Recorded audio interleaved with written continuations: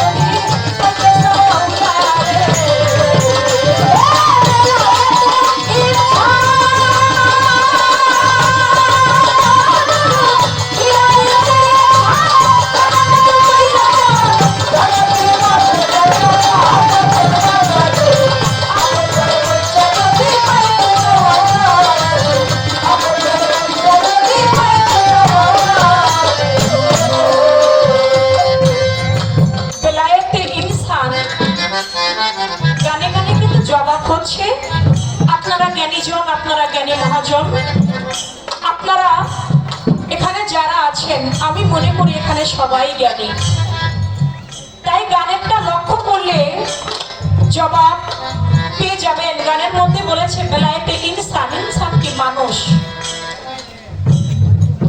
যেটা সাধনা করে কামলিয়াত প্রাপ্ত হয়। বেলায়েতে ইনসান জানার মতো করে যান, জানা পীরের কাছে যান গা মহব্বতের বাজারে। আপন ঘরে বৈশা যদি পাইতে চাও আল্লাহ, একজন মুর্শিদের তোয়াজ জানিতে হবে, নিগুম ঘরে বসতে হবে, এলেম জিকির সালাত জাকাত তোমাকে শিখাইয়া দিবে।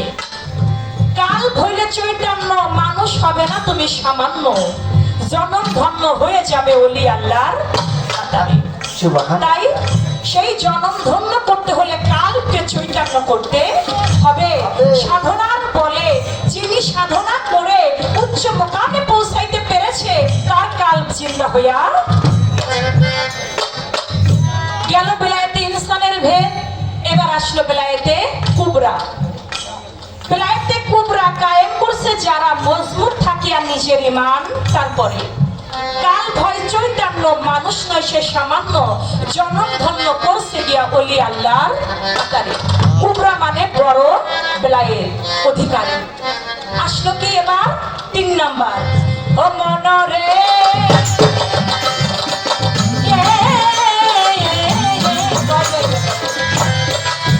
ওরে আমার বেলায়েতে আবরা, হাসিল প্রতি মন আমার, কেমন আবাদত করো বলি তোমারে।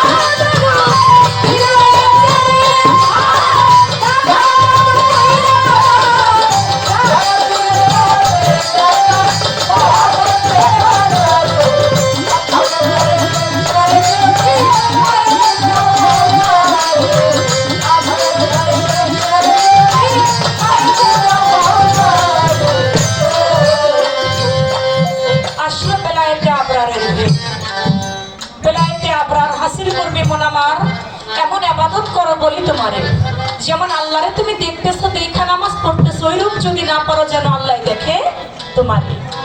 দেখেন 12টা নাম বেলায়েতের, উনি বলেছেন 12টা স্টেশন আছে বেলায়েতের মধ্যে, যেমন খুশদরদম, নেগাবার কদম, খিলাফার আঞ্জুমান, মুয়া আইনা, মুআমেলাত, ইশকে কামত, ফানাফিল্লা বাকাবিল্লা, ফানাফির রসুল।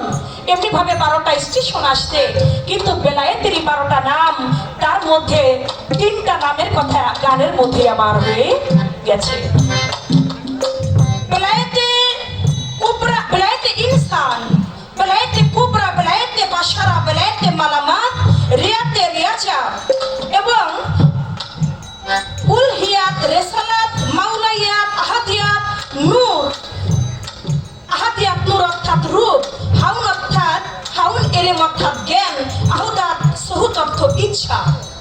সেই ইচ্ছা শক্তি তোমার ভিতরে উদয় করতে হবে যদি মাওলাকে পাইতে চাও। তাওহীদ করতে হবে একাত্মবাদের উপর, একাত্মবাদ আমার মাওলার উপর তাওহীদ করতে হবে। তাওহীদ করে মাওলাকে চিনা জানা যখন হয়ে যাবে, তখন তুমি বেলায়েতে কুবরার মধ্যে হাসিল হয়ে। এই হলো বেলায়েতের 12টা নাম। তার ভাব ব্যাখ্যা আমি যতটুকু বলার আমি গানের মধ্যে বললাম।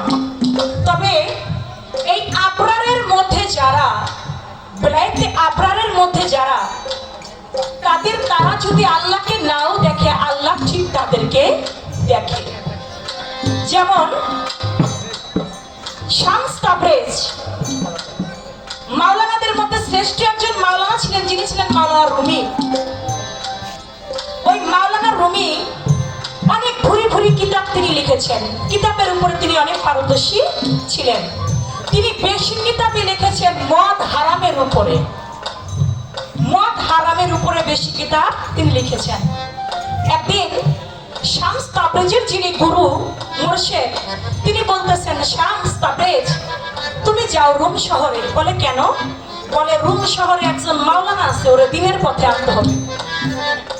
উনি একজন মাওলানা, মাওলানারে দিনের পথে আনতে হবে। তার মানে মাওলানা হইলেই তার দিন জিন্দা হয় না। বলে উনি একজন মাওলানা, কিন্তু ওনাকে দিনের পথে আনতে হবে। বলে ঠিক আছে। শামস তাবরেজ রওনা করলেন। রওনা করে যেতে যেতে দেখতেছেন একটা বৃদ্ধা লোক, একটা বুড়া লোক, উনি কাঁদতেছে। ওনার একটা নাতি, ওই নাতি মারা গেছে, উনি কাঁদতেছে। আর শামস তাবরেজ ওই পাগল, ওই ফকির, তিনি দেখে বলতেছে যে কি মুরব্বী আপনি কাঁদেন কেন? কয় বাবা জানি না তুমি কে, পাগলের মতোই তো, কি বলবো তোমার কাছে, আমার দুনিয়াতে কেউ নাই, আমার বাবা নাই, আমার মা নাই, আমার আত্মীয় স্বজন কেউ নাই। আল্লাহ একটা পুত্র সন্তান দিয়েছিল, ওই সন্তানটা আমার দেখাশোনা করতো, ওই সন্তানটা আমার আল্লাহ পাক নিয়ে গেছে। এখন ছিল আমার একটা নাতি, আমার যদি ওজুর পানি লাগে আমার নাতি আমার আগাই দেয়, আমার যদি খানা পিনা লাগে আমার নাতি আমাকে আগায় দেয়। কিন্তু এই নাতিটা আল্লাহ নিয়ে গেল, এখন আমাকে দেখার মতো আর কেউ নাই। এটা একটা কথা হইল, আপনারা দেখার মতো কেউ নাই, শুধু আপনার নাতিটাই ছিল বলে। হ্যাঁ। বলে ঠিক আছে, তুমি যে মারা গিয়েছো ছোট বাচ্চা, তুমি আমার হুকুমে, আমি বলছি, আমি শামস তাবরেজ বলছি, তুমি আমার হুকুমে জিন্দা হয়ে যাও। বলা দেরি আছে, ছোট্ট বাচ্চাটা বেঁচে উঠতে আর দেরি নাই, তিনি জিন্দা হয়ে গেছে।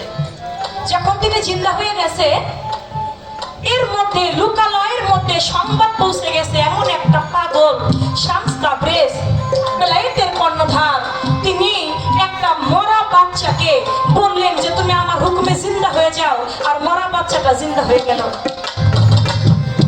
এই সংবাদ পৌঁছে গেল কার কাছে?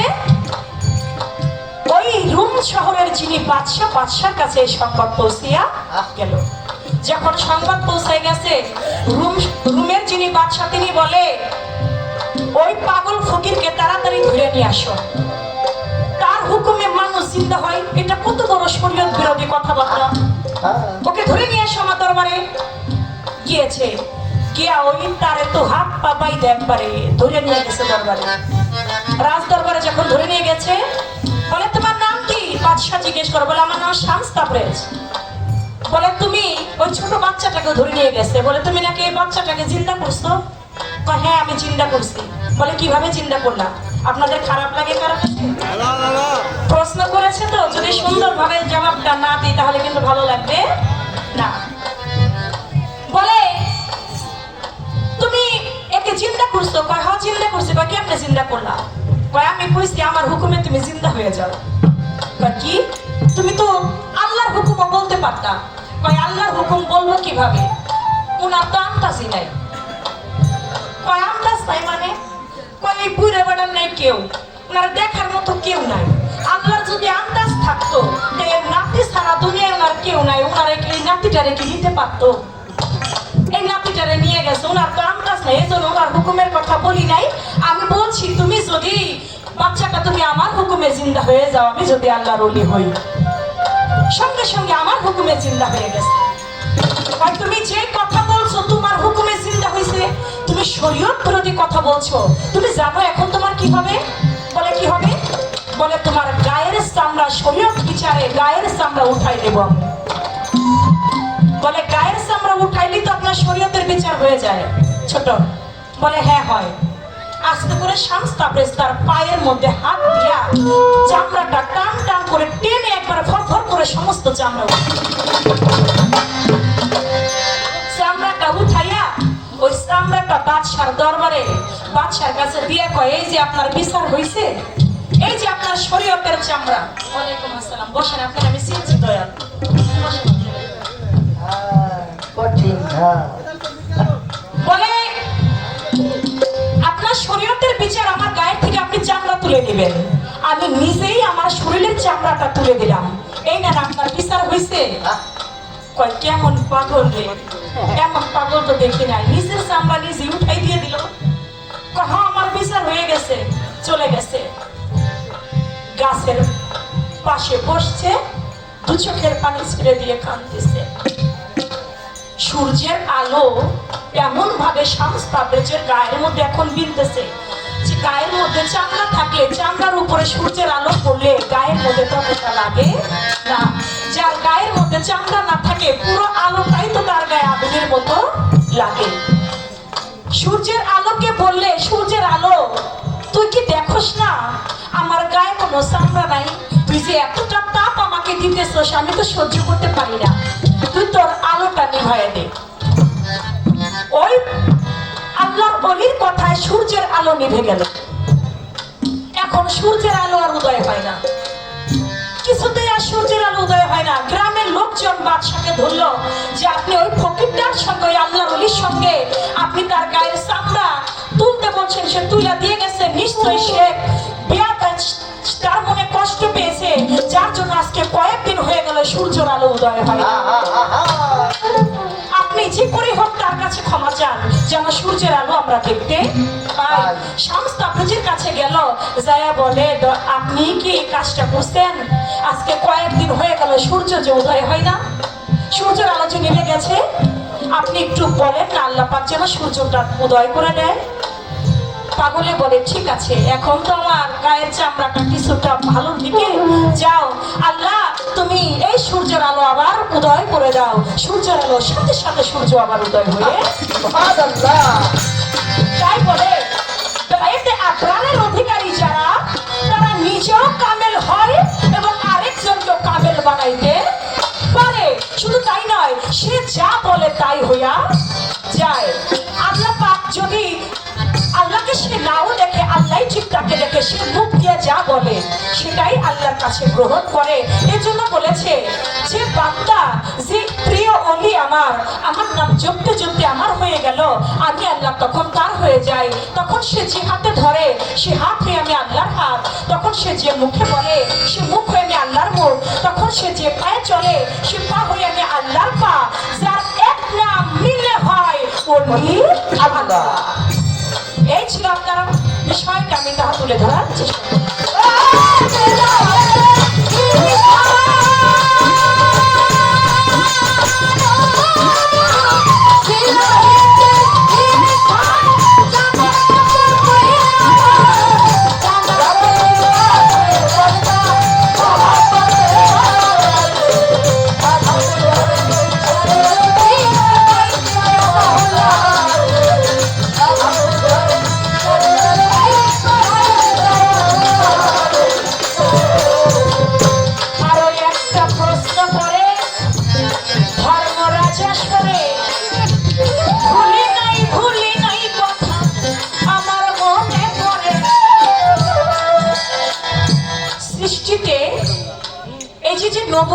নবুয়তের একটা চিহ্ন আছে, মুহাম্মাদি নকশা নমুনা, মিম হে মিম দাল।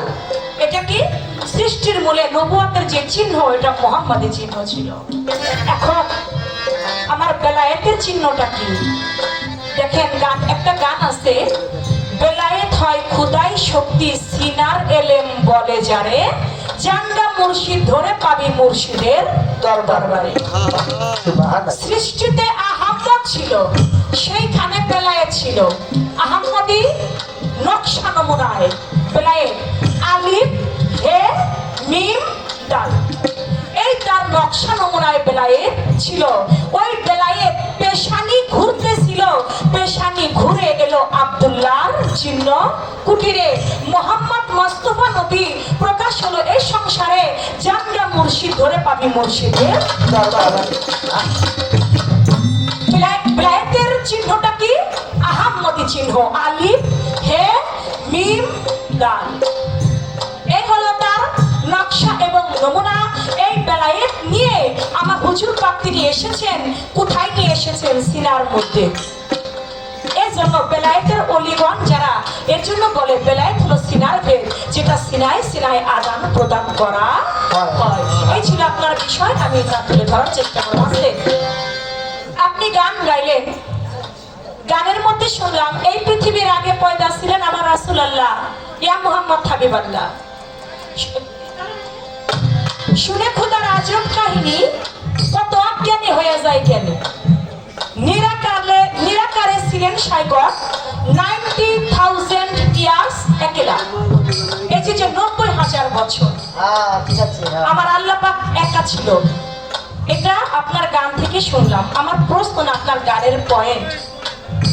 আপনি বলবেন এই যে 90,000 আমার আল্লাহ পাক যে একা ছিল, তখন তো কোনো গণনা ছিল না, হ্যাঁ? কোনো বই পুস্তক সৃষ্টির মূলে কোনো গণনা ছিল না, ছিল না।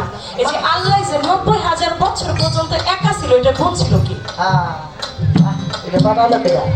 এটা কে গুণ ছিল, তার নাম কি? আর আল্লাহ একা ছিল, এটা দেখছিল কি? এটা আপনার গান থেকে আমার একটা পয়েন্ট। এবার আপনার কাছে আমার প্রশ্ন থাকবে, নবুয়ত থেকে আপনি বলবেন মক্কা ঘরে, কাবা ঘরে 360টা মূর্তি ছিল। কয়টা মূর্তি? 360টা মূর্তি ছিল। ওই 60টা মূর্তি আমার হুজুর পাক সাল্লাল্লাহু আলাইহি সাল্লাম একটা কাঠ দিয়া পিটাইয়া সমস্ত মূর্তিগুলো ভেঙে ফেলল। আপনার কাছে আমি জানবো, একবার আবু জাহেল বলে, মুহাম্মদ, থানা প্রশাসন থেকে আমার যে ভাইয়েরা এসেছেন তাদের প্রতি সালাম, আসসালামু আলাইকুম। বলে, মুহাম্মদ, তুমি যে আল্লাহর নবী, আমি তোমাকে নবী বলে মানতে পারি যদি আকাশের মধ্যে চন্দ্রকে তুমি 2 খণ্ড করে দেখাইতে পারো। কি বললো? তুমি যে আল্লাহর নবী মুহাম্মদ, আবু জাহেল কয়, আমি তোমাকে মানতে পারি ওই আকাশের চন্দ্র যদি তুমি 2 খণ্ড করে দেখাইতে পারো। তা আমার আল্লাহর নবী কি করলেন? আস্তে করে হাত দিয়ে ইশারা করলেন, আকাশের চন্দ্রটা জমিনের মধ্যে পড়ে গেল, পাহাড়ের 2 দাকে চড়ে গেল। আপনি বলবেন, যার হাতের ইশারা করলে চন্দ্র 2 খণ্ড হয়ে যায়, যিনি হাত দিয়ে ইশারা করলে একটা খেজুর গাছ পর্যন্ত উঠে এসে আমার নবীর পায়ে সেজদা করে, যিনি হাত দিয়ে ইশারা করলে আকাশের সূর্য পর্যন্ত নেমে আসে, সেই নবীর কাঠ দিয়া মূর্তি ভাঙার কারণ কি? সে যদি ইশারা করতে এই মূর্তি তুই পড়ে যা, মূর্তি পড়তে বাধ্য, মূর্তি পড়তে বাধ্য, কিন্তু তিনি কাঠ দিয়া পিটায় ভাঙলো কেন? এর হাকিকতটা কি? এর কারণ কি? বিষয়টা কি? এই একটা কথাই আপনার কাছে একটা বিষয়।